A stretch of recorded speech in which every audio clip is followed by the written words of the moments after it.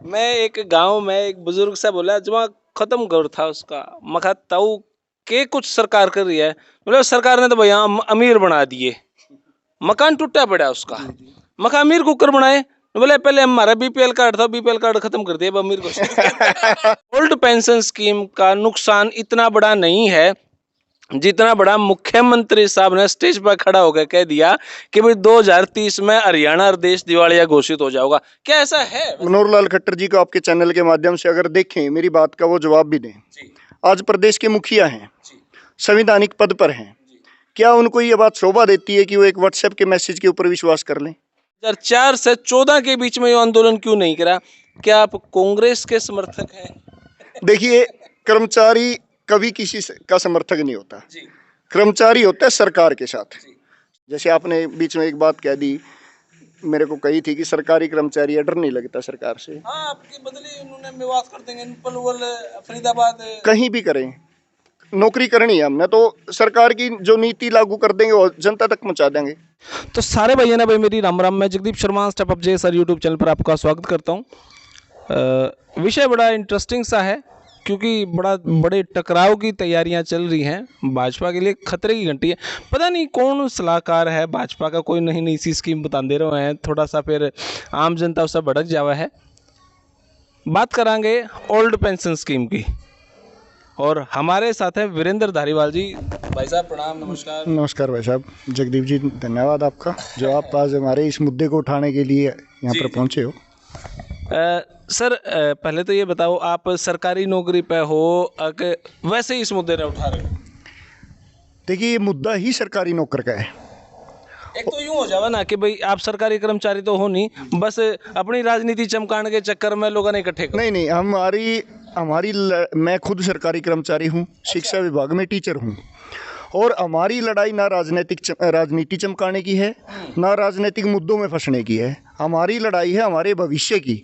जो हम 30 से 35 साल एक सरकारी सेवा में अपनी पूरी जवानी खपा देते हैं और उस जवानी के बाद जब हम बुढ़ापे में रिटायर होते हैं तो हमारा एक सम्मानजनक बुढ़ापा कटे और हमारा भविष्य सुरक्षित रहे, हमारा मान सम्मान और स्वाभिमान जो का त्यों बना रहे, ये सम्मान की लड़ाई है। हाँ, मेरे पिताजी क्या करते हैं कि भाई जगदीप, ये जो सरकारी नौकरी हो है ना, आदमी के जीण तक लेकर मरण तक की गारंटी ले ले, ज्यादा लोग इसमें जावा हम जाते हैं इसमें। लेकिन ये ओल्ड पेंशन स्कीम खत्म करके आदमी का इस पोजीशन में जाकर सारा छोड़ दे है जब कोई नहीं होता गिला। देखिए, एक तो सरकार ने दो तरह के हमारा इसमें अन्याय करने का काम किया। जब पुरानी पेंशन नीति को खत्म कर दिया और एनपीएस लागू किया गया, पहला अन्याय तो हुआ भी हमारे भविष्य के साथ खिलवाड़ हो गया, हमारे बुढ़ापे में हमें खाली हाथ भेजने का काम कर दिया। दूसरा ये कि जब तक ये नौकरी करेंगे तब तक इन कर्मचारियों का आर्थिक शोषण होके और जो जितने बड़े बड़े पूंजीपति जो सरकार के नज़दीकी हैं और उनको बैकडोर एंट्री से बहुत सारा पार्टी फंड देने का काम करते हैं, उनकी जेबें भरने के लिए और उनके व्यापार को बढ़ाने के लिए हमारा 10% जो हमारे वेतन का काटा जा रहा है हर महीना, और इतना ही जो आम कर्मचारी का पैसा है, आम हमारी जनता का पैसा है, जो करदाताओं का पैसा है, उस पैसे को एनपीएस के नाम पर, जो न्यू पेंशन स्कीम के नाम पर बड़े बड़े पूंजीपतियों को देने का काम किया जा रहा है। ये दो तरह का शोषण है। एक सामाजिक शोषण हमारा हो गया कि बुढ़ापे में खाली हाथ भेज दिया, और आर्थिक शोषण जो हमारा 24% वेतन हर महीने काट के पूंजीपतियों को देने का काम किया जा रहा है। पूंजीपतियों की बात अगर करा तो मोटी भाषा में आम जनता के समझ में आवा है, आप सरकारी कर्मचारी हूँ, मैं मान लो बैंक हूँ और वो फलाना अडानी बैठा है, आपने आपकी तनख्वाह मेरे द्वारा गई, जो आपका पैसा कटा मैंने वो अडानी को दे दिया, अडानी का पैसा डूब गया तो आपका हमारा भी खत्म, और आम जनता का पैसा जो सरकारी खजाने से उसमें हिस्सा डाल के दिया जा रहा है उनका भी खत्म। तो नुकसान तो सभी का है इसके अंदर। इसीलिए हम सरकार को कहते हैं भाई, इस जो नई पेंशन नीति है इसके बाजारीकरण को बंद कर दिया जाए, हमारे इस शोषण को बंद करके उस पैसे को आप अपने पास रखो, और ना केवल उस पैसे को अपने पास रखेंगे। जब ओल्ड पेंशन स्कीम लागू होगी, हमारा जनरल प्रोविडेंट फंड जीपीएफ जब खुलेगा अकाउंट, उसमें हम 10% या उससे भी ज़्यादा कर्मचारी सेविंग करता है और उस सेविंग को रिटायरमेंट के बाद लेता है, तब तक सरकार उस पैसे को अपने विकास कार्य में लगाए, अपने अन्य जो नीतियां हैं उनके अंदर लगाए, जनसेवा की नीतियां। तो पुरानी पेंशन तो देश, प्रदेश और समाज के हित में है। भाई ओल्ड पेंशन स्कीम बहुत सारे लोग सोचे भाई जगदीप इसने कवर करा है, जगदीप का क्या कहना है मैं इस मामले को कई दिन से चल रहा था, तो मैंने इस बारे में थोड़ी सी जानकारी जुटाई। पहले तो कुछ सरकारी लोगों से मैंने बात करी, सरकार के लोगों से, सरकारी नहीं, सरकार के लोगों से। कुछ लोगों का ये कहना था, जगदीप ये मामला कम्युनिस्ट उठा रहे हैं, वो उठा रहे हैं, वो उठा रहे हैं। हालांकि मैं कम्युनिस्ट को रेयरली कवर करता हूँ, कभी कवर नहीं करता मैं, कंसेप्ट क्लियर है मेरा। जब मैंने इस बारे में पता करा कि वीरेंद्र धारीवाल जी पूरे हरियाणा को इस मामले पर कवर कर रहे हैं, वो उनके हेड हैं, तो मैंने पता लगाया क्या वो कम्युनिस्ट हैं। भाई साहब, क्या आप कम्युनिस्ट हैं? नहीं, नहीं है, बिल्कुल भी नहीं है। इनका कंसेप्ट क्लियर है, लाल झंडा को ये वो नहीं है जो लाल झंडे वाले उठाए रहे हैं। तो मेरा उद्देश्य ये है, अगर ये देश के हक में है, देश हित में है, समाज हित में है, तो ये काम करेंगे, मैं इनको सपोर्ट करूंगा। मैंने जब इस बारे में और जानकारी निकाली, तो ये मामला इतना गंदा नहीं है जितना हम सोचे बैठे हैं, या हर बार सरकार की बात ने सही मान कर सोच लें सरकार ने नु कह दिया तो ठीक है। एग्जैक्टली ऐसा भी नहीं है। ओल्ड पेंशन स्कीम का नुकसान इतना बड़ा नहीं है जितना बड़ा मुख्यमंत्री साहब ने स्टेज पर खड़ा होकर कह दिया कि भाई 2030 में हरियाणा और देश दिवालिया घोषित हो जाएगा। क्या ऐसा है? वैसे खट्टर साहब ने बात की। जगदीप जी, मैं एक बात कहना चाहूँगा। जी मनोहर लाल खट्टर जी को आपके चैनल के माध्यम से अगर देखें, मेरी बात का वो जवाब भी दें। जी आज प्रदेश के मुखिया हैं, जी संवैधानिक पद पर हैं, जी क्या उनको ये बात शोभा देती है कि वो एक व्हाट्सएप के मैसेज के ऊपर विश्वास कर लें? उनके पास फाइनेंस विभाग भी है, फाइनेंस विभाग के अधिकारी हैं, फाइनेंस विभाग के कर्मचारी हैं। एक बार उनको अपने पास बैठा लेते और उनसे एक गणना करवा लेते कि भी एनपीएस में कितना है और ओपीएस में कितना हमारा फंड जा रहा है। जब ये गणना करने के बाद अगर वो ऑथेंटिक कोई जवाब देते तो हम उनका स्वागत भी करते और मज़ा भी आता सुनने में। हम भाई हम ऑथेंटिक जानकारी है, लेकिन ये कि व्हाट्सएप पे एक मिल गया, व्हाट्सएप यूनिवर्सिटी की बात कर दी उन्होंने। फिर मैं आपकी जानकारी के लिए बता दूं, आम जनता की जानकारी के लिए, कि जो एनपीएस का कर्मचारी है वो अभी तो केवल 1-2% ही रिटायर हो रहा है और 2030 तक भी 1-2% ही रिटायर होता है, और रिटायर होने के बाद ही कर्मचारी पेंशन लेता है। जब 2030 तक 2 लाख में तो 2% कर्मचारी रिटायर होया, तो आप ये बता दो देश दिवालिया कहाँ से हो जाएगा बिना पेंशन दिए? हमारा कर्मचारी तो रिटायर ही 2035 के बाद ज़्यादा बड़ी संख्या में होगा, और वो भी एक साथ रिटायर नहीं होता। किसी महीने 500 रिटायर हो गए, किसी महीने 1000 रिटायर हो गए, किसी महीने 800 रिटायर हो गए।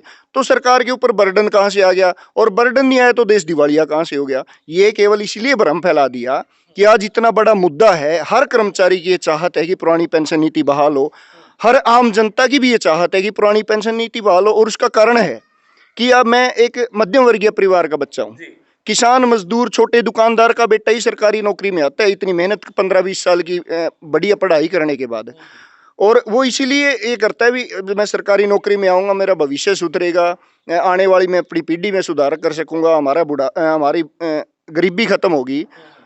तो और मुख्यमंत्री जी उनका उपहास उड़ा रहे हैं कि पुरानी पेंशन लागू करते ही देश दिवालिया हो जाएगा। जब पेंशन देंगे तब तो देश दिवालिया होगा, देने से पहले कैसे दिवालिया हो गया?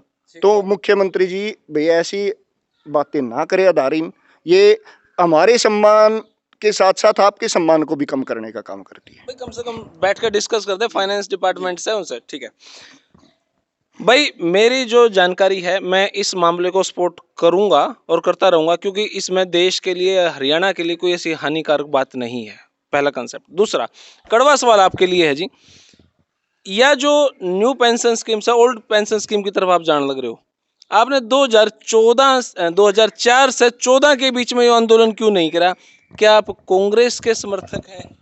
देखिए, कर्मचारी कभी किसी का समर्थक नहीं होता जी कर्मचारी होता है सरकार के साथ, जी सरकार की नीतियों को जनता तक पहुंचाने का काम करता है, जिसकी सरकार उसका कर्मचारी। ठीक बात है। दूसरी बात, सरकार ने एक चालाकी करी थी 2004 और 6 के अंदर कि भी जो पुराने कर्मचारी हैं पहले लगे हुए, वो तो ओल्ड पेंशन स्कीम में रहेंगे, और जो नए कर्मचारी आगे भर्ती होंगे वो एनपीएस में चले जाएंगे। मतलब 2 हांडी 1 पेट, ठीक है। जी तो अलग अलग हांडियां कर दी, पुरानों के लिए पुरानी, नयों के लिए नई पेंशन। और फिर दूसरी बात, जब सरकारी कर्मचारी सेवा में आता है पहली बार तो उसका अपने काम को सीखने में, नीतियों को पढ़ने में, उसमें मशगूल हो जाता है। फिर जब हमारे कर्मचारी कुछ रिटायर हुए 15, 16, 17, 2017 में, हमने इस नीति को पढ़ा इसको बारीकियों को इसकी जानने की कोशिश करी, तो ये पता लगा ये तो है ही कुछ नहीं, ये तो शोषणकारी नीति है, ये तो हमारा जवानी में भी शोषण कर रही है और बुढ़ापा भी खराब करने लग रही है। तब हमने इस आंदोलन को उठाया, और हमारी कोई लड़ाई नहीं है बीजेपी के साथ, हमारी कोई दोस्ती नहीं है कांग्रेस के साथ, क्योंकि हम राजस्थान में कांग्रेस के खिलाफ आंदोलन करते रहे। 2004 से 14 आपको 1-2 साल तो हमने सीखने में भी टाइम लगा, 2014 तक तो कुछ ना कुछ तो हो जाना चाहिए, 12, 13, 14। मैंने वही आपको बताया कि जब हमारे कुछ ऐसे कर्मचारी थे जो लेट सर्विस में आए, या पहले कच्चे कर्मचारी रहे, बाद में लेट, रिटायरमेंट की संख्या ही कम थी। एक दो साथी जब रिटायर हुआ, वो जब उसकी देखी पेंशन 200 रुपये लग रही है, 500 रुपये पेंशन लगने लग रही है, 400 रुपये बुढ़ापा पेंशन अपनी 2550, और हमारे एनपीएस का जो कर्मचारी रिटायर हो रहे हैं उसकी पेंशन 1500-1400 रुपये। तब इसकी गणना हमने करके तब ये आंदोलन, और ये आंदोलन केवल एक पार्टी के खिलाफ नहीं है, ये राजस्थान में हमने कांग्रेस के खिलाफ लड़ाई लड़ी, वह उन्होंने लागू कर दी। छत्तीसगढ़ में हमने कांग्रेस के खिलाफ लड़ी, झारखंड में हमने झारखंड मुक्ति मोर्चा के खिलाफ लड़ाई लड़ी, पंजाब में हमने आम आदमी पार्टी के खिलाफ लड़ाई लड़ी। तो ये लड़ाई तो हमारी जी जो मौके की सरकार है, सरकार की है ना, कि पार्टी की लड़ाई है। मुख्यमंत्री जी हरियाणा के हैं, पुरानी पेंशन बहाल कर दो, विजेंद्र धारीवाल सबसे पहले नारा लगाओ मनोहर लाल खट्टर जिंदाबाद का, अगर नहीं करेगा तो हमारे पास तो मुर्दाबाद का नारा ही बचता, और क्या बचेगा। तो क्या फिर उसके बाद हुड्डा साहब जिंदाबाद कर देंगे आप? नहीं, जो हमारा नारा है, जो पेंशन बहाल करेगा वो देश पे राज करेगा। अब पेंशन बहाल करने का जो विश्वास दिलाएगा, कर्मचारी आखिर में जाएगा कहाँ? अभी 1 साल बचा है भारतीय जनता पार्टी की सरकार के, मनोहर लाल जी की सरकार, 1 साल में पुरानी पेंशन बहाल कर दो, या 19 से पहले कर दो। 19 की हमारी बड़ी रैली है पंचकुला के अंदर, 19 से पहले कर दो। मैं दावे के साथ कह दो, 50,000 फिर धन्यवाद करने के लिए पहुंच जाएंगे। वो 50,000 जो आदमी हमारे वहां पहुंचेंगे, लाखों साथी, तो वहां फूल मालाओं के साथ मनोहर लाल जी का हम स्वागत कर देंगे, हम तो उनके नारे लगा देंगे। लेकिन पुरानी पेंशन बहाल की घोषणा करके फिर हमारे पास आए। एक खबर आई मेरे पास, हिमाचल प्रदेश में भाजपा का हारने का कारण यही स्कीम। बिल्कुल, हिमाचल प्रदेश में हमने अपनी मूवमेंट को जारी रखा। जयराम ठाकुर जी के पास हम गए बार बार, उन्होंने हमारे पास लाठियां बरसाई, पानी की बौछारें बरसाई। 3 मार्च को हमारा विधानसभा गिराव था, उसकी घटना की बात बता रहा हूं, मैं खुद शामिल रहा हूं। केस दर्ज किए गए हमारे नेताओं के ऊपर, और विधानसभा के अंदर जयराम ठाकुर जी ने कहा कि वे कर्मचारियों ने अगर पेंशन चाहिए तो चुनाव लड़ ले, जिस तरह हम नेताओं को 3-3, 4-4 पेंशन मिल रही है ना, तो चुनाव लड़ के पेंशन ले ले, न्यू तो मैं देता नहीं। तब हमने कहा था, मुख्यमंत्री जी सत्ता का घमंड है आपका, वो बोल रहे हैं, और हम ना तो चुनाव लड़ेंगे, लेकिन चुनाव कराने का काम तो कर्मचारियों का है, और अपने वोट भी तो हमारे पास हैं, हमारे परिवार के वोट, हमारे दोस्तों के वोट, हमारे रिश्तेदारों के वोट हैं। इस बार हम चुनाव लड़ेंगे नहीं, अपने मुद्दे पे चुनाव वोटिंग जरूर करेंगे, और हमने वो वोटिंग करी। जयराम ठाकुर जी ने बाद में माना भी कि अगर पुरानी पेंशन बहाल कर लेता, वहां पे सरकार बनती उनकी दूसरी बार। इतने वोट फर्क था, कोई ज्यादा भी 0.9% से वो हार गए, और कांग्रेस पार्टी ने भी ये बात मानी कि भाई इस मुद्दे को जब हमने उठाया और कर्मचारियों को विश्वास दिलाया कि भाई पहली ही कैबिनेट मीटिंग के अंदर हम पुरानी पेंशन नीति को बहाल कर देंगे। कर्मचारियों ने इसलिए भी विश्वास किया कि राजस्थान, झारखंड, छत्तीसगढ़ के अंदर वो बहाल कर चुकी थी कांग्रेस।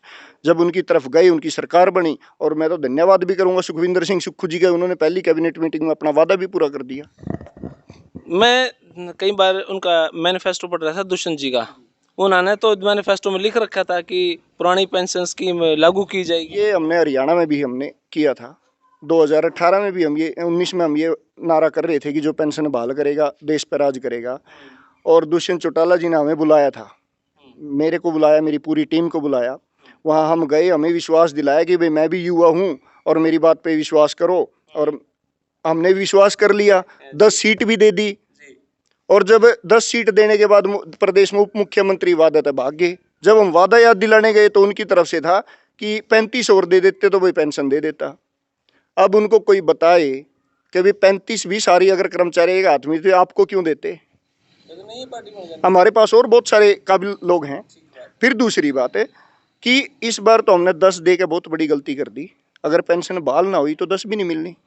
वो निर्णय उन्होंने लेना है, उनकी लंबी लड़ाई है, उनकी राजनीति की लड़ाई है। वो हमारे मुद्दे में हो सकता है सत्ता देख रहे हो, लेकिन हम अपने मुद्दे में भविष्य देख रहे हैं, हमारा बुढ़ापे का, हमारे बच्चों का।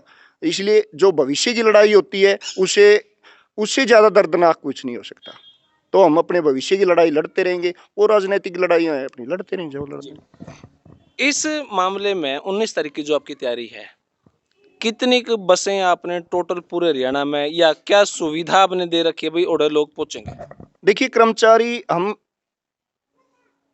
पेंशन वाली संघर्ष समिति के बैनर के नीचे मुख्यमंत्री आवास के घेराव हमने रखा है 19 फरवरी का।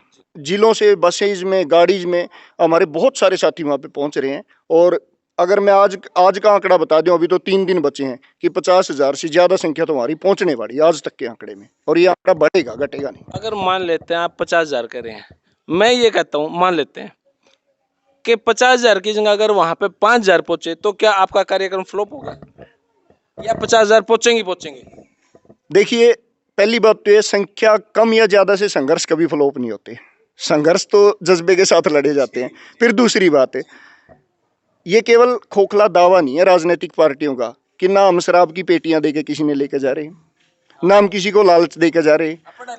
हाँ, पढ़ा लिखा वर्ग। और मैंने बता दिया कि हम अपने भविष्य की लड़ाई लड़ रहे हैं।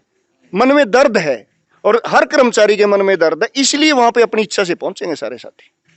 तो क्या कितने डिपार्टमेंट, क्योंकि सरकारी कर्मचारी तो माइक कैमरे के आगे बोलने में भी झिझका हुआ है, आप तो खिलाफत में ही जा रहे हो, तो कितने विभाग आपको सपोर्ट कर रहे हैं या कोई सिलेक्टेड विभाग है जो आप? मैं आज हरियाणा प्रदेश का तमाम विभाग, जितने भी विभाग हैं, 50-55 जितने भी विभाग हैं, उसका 4th क्लास कर्मचारी से लेकर 1st क्लास अधिकारी तक आज मन से इस आंदोलन के साथ जुड़ा हुआ है। उन विभागों के साथ कुछ एसोसिएशन भी हैं, जितनी भी एसोसिएशन है प्रदेश की, हर एक विभाग की अपनी एसोसिएशन बनी हुई है। वो सारी एसोसिएशन आज पेंशन बहाली संघर्ष समिति को अपना समर्थन दे चुकी हैं। 60 से ज़्यादा समर्थन पत्र मेरे पास अभी रखे हैं। बहुत सारे सामाजिक संगठनों ने भी हमें समर्थन दिया है। बहुत सारे सरपंच एसोसिएशन ने भी हमें समर्थन दिया है। अच्छा, वो इसलिए दिया है, वो तो पहले से ही खिलाफ थे, वो तो दे ही देंगे आपको। नहीं वो नहीं वो उसका खिलाफ होने का रीजन नहीं है, और ना हम ये कि वो खिलाफ है इसलिए हमारे साथ आ गए। वो इसलिए आए कि उनके घर में भी कोई ना कोई कर्मचारी, सरकारी कर्मचारी है। वही गांव की पृष्ठभूमि से, या शहर में भी जो रह रहे हैं, वो मजदूर का बच्चा है कोई, या छोटे दुकानदार का बच्चा है, मैंने जैसे पहले भी बताया, तो उनके बच्चे हैं, और जब उनके बच्चों को पीड़ा है तो उनको भी पीड़ा है, इसलिए वो हमारे समर्थन में आज खड़े हो। मेरा एक सवाल बनता है, जैसे कि हरियाणा के अंदर कुछ विभाग हैं, जैसे जुडिशरी विभाग, क्या उनसे भी आपकी बात होती है भाई, जो जज हैं या उस टाइप का जो डिपार्टमेंट है, वो उनका क्या कहना है?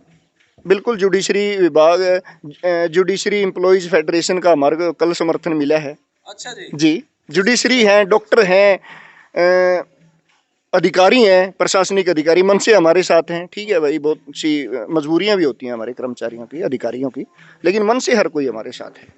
जैसे हम कब बात करते हैं, कई बार कैग की रिपोर्ट आ जाती है, कैग ने ये कहा ये अच्छा है, ये बुरा है। आपने बिल्कुल अच्छी बात कही, ये मैं खुद भी बताने वाला था। अच्छा। सीएजी की रिपोर्ट खुद ये कह चुकी है कि एनपीएस जिस सामाजिक सुरक्षा देने के लिए बनाई गई थी, उसके ऊपर बिल्कुल भी खरा नहीं उतरी, और इसमें बहुत सारी अनियमितताएं, इसमें बदलाव होना चाहिए। खुद मानवाधिकार आयोग सरकार के इस नीति के ऊपर सवाल उठा चुका है कि आप पुरानी पेंशन नीति को रिवर्ट करो और ये एनपीएस को बंद करो, ये शोषणकारी नीति है। उसके साथ जुडिशरी पे कमीशन हमारा जो पीछे आया था, जुडिशरी पे कमीशन भी ये सिफारिश कर चुका है कि पुरानी पेंशन नीति को बहाल किया जाए। इस तरह बहुत सारी सरकारी संस्थाएं वो बार बार कह रही हैं कि पुरानी पेंशन बहाल करो, और सरकार ऐसे ऐसे अर्थशास्त्री उठा के ला रही है जिनको यही नहीं पता। एक वो आज एक नया वो उठाया था, मोन्टेक सिंह अहलूवालिया, कह रहे कि मोन्टेक सिंह अहलूवालिया ने बोल दिया कि अगर पुरानी पेंशन नीति बहाल कर दी, देश की अर्थव्यवस्था के लिए बड़ा नुकसान होगा। किसी ने याद हो, ये वही मोन्टेक सिंह अहलूवालिया जो ये क्या करते का 28 रुपए कमाने वाला गरीबी रेखा से ऊपर आता है। ये वही मोन्टेक सिंह अहलूवालिया है जो नीति आयोग का उपाध्यक्ष रहते हुए अपने ऑफिस के बाथरूम की रिपेयर करवाने में 35 लाख रुपए खर्च कर दिए। मतलब अपने लिए इन अर्थशास्त्रियों की नीति अलग है, और आम जनता के लिए 28 रुपए कमाने वाला अमीर हो गया इनके लिए। तो ये अर्थशास्त्री कहाँ से ऑथेंटिक हो गए? मैं एक गांव में एक बुजुर्ग से बोला, जमा खत्म घर था उसका, मखा ताऊ के कुछ सरकार कर रही है, मतलब सरकार ने तो भैया अमीर बना दिए, मकान टूटा पड़ा उसका, मखा अमीर कुकर बनाए, बोले पहले हमारा बीपीएल कार्ड था, बीपीएल कार्ड खत्म कर दिया, अब अमीर को तो ये वही अर्थशास्त्री है, मैं आपको बता रहा था 28 रुपए। और तो इसीलिए हमारा ये संघर्ष जारी है जगदीप जी, और जब तक पुरानी पेंशन बहाल नहीं होती ये जारी भी रहेगा। जैसे आपने बीच में एक बात कह दी, मेरे को कही थी कि सरकारी कर्मचारी है, डर नहीं लगता सरकार से। हाँ, आपकी बदली उन्होंने मेवात कर देंगे, पलवल, फरीदाबाद, कहीं भी करें, नौकरी करनी है हमने, तो सरकार की जो नीति लागू कर देंगे वो जनता तक पहुंचा देंगे। और जो ईब तो जब दर्द है मन में तो जो उनकी जो भी नीति आएगी उसकी सारी गलतियां हैं जो केस भी होंगे झूठे सच्चे सारे। कोई ना, सरकार का काम है वो करे, लेकिन हम अपने भविष्य के साथ खिलवाड़ होने नहीं दे सकते। और एक दुखद बात है कि ये सरकार तो ऐसी नीतियां ला रही है, किसान के लिए इतनी कानून लाती है तो वो उससे किसान खुश नहीं है, सरकार खुश है। कर्मचारियों के लिए एनपीएस ले आई, कर्मचारी खुश नहीं है, सरकार खुश है। और नीतियां हमेशा आम जनता के लिए लाई जाती हैं, खुशी के लिए जाती है। और जिस वर्ग के लिए नीति लाई जाए कम से कम उस वर्ग को तो वो समझ में आए, उस वर्ग को तो उसका लाभ मिले। और दूसरा हमारा तो एक और विषय है कि जब पुरानी पेंशन नीति को खत्म कर या पुरानी नीतियों को खत्म कर नई नीति लाई जाती है तो पहली से बेहतर करने के लिए लाई जाती है, ना कि इसलिए कि बेहतर वाली को खत्म कर दो और अच्छी वाली बुरे वाली को वो लेके आओ। तो इसलिए सरकार से मैं निवेदन करूंगा, मुख्यमंत्री जी से, उप मुख्यमंत्री जी से, उनके पूरी कैबिनेट से, कि अभी आपके पास समय है, पुरानी पेंशन नीति को बहाल कर दो, यही कर्मचारी आपको तीसरी बार भी बैठा देंगे। अच्छा, मेरा एक सवाल बीच में रह गया। हरियाणा के अंदर एक दो भला आदमी तो ऐसा भी है जो उनको अगर 5 लाख नौकरियां की जगह खाली है हरियाणा में, फिर भी मैं बता देता हूँ, टोटल हरियाणा के अंदर 5 लाख वैकेंसी है, मतलब 5 लाख नौकरियां हैं अभी जो लोग कर रहे हैं। उनमें से 50,000 खाली हो गए, 4.5 लाख लोग नौकरियां कर रहे हैं एट प्रेजेंट।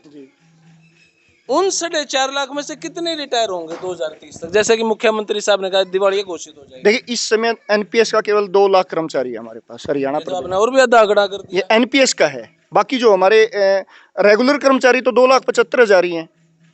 अच्छा हाँ, मैं तो 4.5 लाख मान रहा था, उनमें से 75,000 पुरानी पेंशन की उनको तो ऑलरेडी मिलेगी पुरानी पेंशन उनको तो, और 2 लाख हमारे एनपीएस के हैं। और बाकी जो कर्मचारी आपने 4.5 लाख, वो तो कच्चे कर्मचारी है, उनका तो वैसे ही शोषण हो रहा है बेचारों का। तो 2 लाख कर्मचारियों में से केवल 2 से 2.5% ही हमारा 2030 तक होगा। और जब रिटायर ही नहीं होगा तो ये दिवाली तो कितने रुपए और एक्स्ट्रा लगेंगे सरकार के? कुछ भी नहीं लगना। आज जो एनपीएस का पैसा शेयर मार्केट के अंदर इन्वेस्ट किया जा रहा है, अगर इसी पैसे को सरकार पुरानी पेंशन नीति को लागू कर एनएसडीएल से वापस ले लेती है, पीएफआरडीए से वापस लेकर अपने खजाने में रख लेती है, केवल इसी पैसे को अगर वेल मैनेज्ड कर लेती है, अपने पास रखती है, अपनी नीतियों में लागू करती है, तो इसी पैसे से ही हमारी ओल्ड पेंशन स्कीम को दिया जा सकता है, अलग से कुछ भी खर्च कर। और कोई बीच बिचाले का रास्ता भाई सरकार थोड़ा सा नो कर ले, थोड़ा सा हम कर लें, कोई ऐसा थर्ड ऑप्शन कोई आपने सोचा हो? क्योंकि सरकार तो बिल्कुल नाटकी, आप बिल्कुल लड़ गए, कोई बीच का रास्ता क्यों? उसका सरकार पुरानी पेंशन बहाल करो, नई सरकार बनाएगा उस पर करवाएंगे, ये ही रास्ता है हमारे पास तो। जी चलो, बहुत बहुत शुक्रिया सर, धन्यवाद। तो भाई धारीवाल साहब ने बहुत सारे कंसेप्ट पे जवाब दिए अपने। 2030 तक जैसा कि मुख्यमंत्री साहब को दिवालिया घोषित हो जाएगा, इतने तो पेंशनर रिटायर भी नहीं होते हैं। तो और देखो आम आदमी हरियाणा की नौकरी खातर जनरल कैटेगरी वाला तो 42 की उम्र में जाकर नौकरी लग गए है, और अदर कास्ट जो 48 तक 46 तक नौकरी लग गए, उनकी 15-20 साल नौकरी बचे, घनी कौन बच दी। और इसमें भी अगर सरकार ने सोचा दिवाली घोषित हो जाए तो अजीब सी बात है। फिलहाल अपना सपोर्ट है भाई इस ओल्ड पेंशन स्कीम को। 19 तारीख ने चलेंगे चंडीगढ़, पंचकूला तो शुरू करेंगे और देखेंगे भी मामला कितना को है। यह वीडियो आपने किसी लगी आप अपनी राय कमेंट बॉक्स में जरूर दें। भाजपा के जो समर्थक है वो भी अपनी राय दें, ताकि वहां से कुछ सवाल निकाल के आड़े भी कड़े सवाल पूछा सके। तब तक के लिए धन्यवाद। जय हिंद, भारत माता की जय। थैंक यू मेरे भाई।